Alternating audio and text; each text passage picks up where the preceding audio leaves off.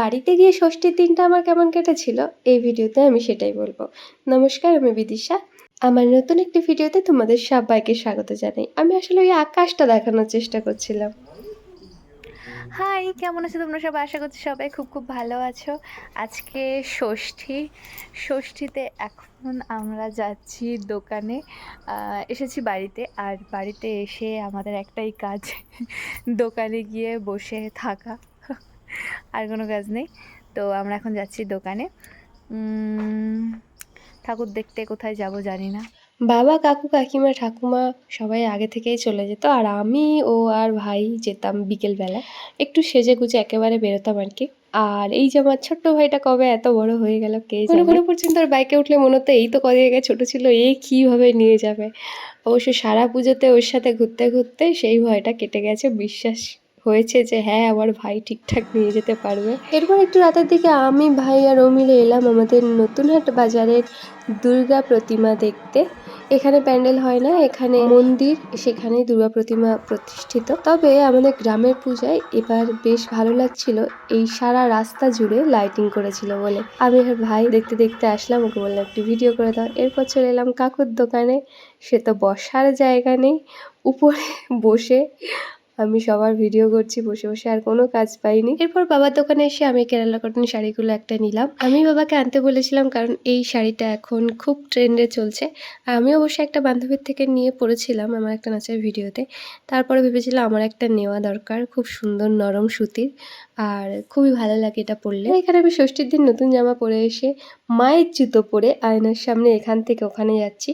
তার কারণ আমার চতুর্থীর দিন আমার পুজোর জুতোটা চুরি হয়ে গিয়েছে।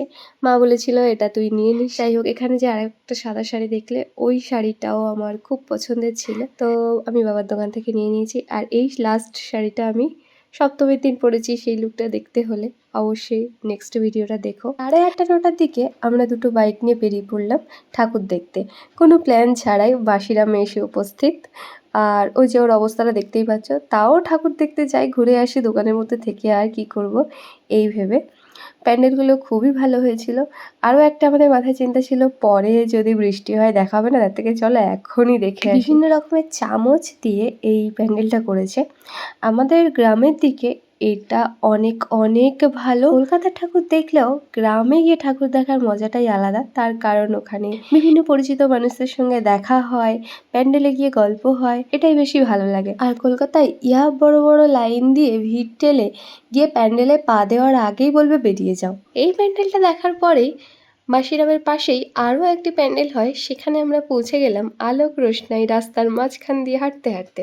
যাওয়ার পথে ভাই একটা দোকান থেকে স্পেশাল চিকেন পকোড়া খাওয়ালো, ভীষণ টেস্টি টেস্টি। এই চিকেন পকোড়া খেতে খেতে আমরা মেলায় প্রবেশ করলাম। মেলা মানে একদিকে প্যান্ডেল আর একদিকে থাকে সাংস্কৃতিক অনুষ্ঠান, এখানেও তার অন্যথা কিছু হয়। এই প্যান্ডেলের দুর্গা প্রতিমাটা অভ্র দিয়ে তৈরি ছিল।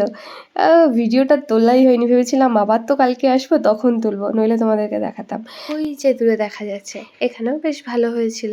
আচ্ছা, মেলায় গেলে তোমরা কারা কারা এই গেমটা খেলা বলো তো? বন্দুক দিয়ে লক্ষ্য স্থির করে বেলুন ফাটানো।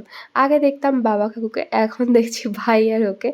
ওরা মেলায় যাওয়া মানে এই গেমটা ওরা খেলবেই। এইভাবে আমরা ষষ্ঠীর দিনটা কাটিয়েছিলাম। তোমাদের ভিডিওটা কেমন লাগলো অবশ্যই জানিও। আর রাত হয়ে যাচ্ছিলো বলে ফিরে আসছিলাম সঙ্গে বাদাম ভাজা নিয়ে। দেখা হচ্ছে নেক্সট ভিডিওতে, বাই।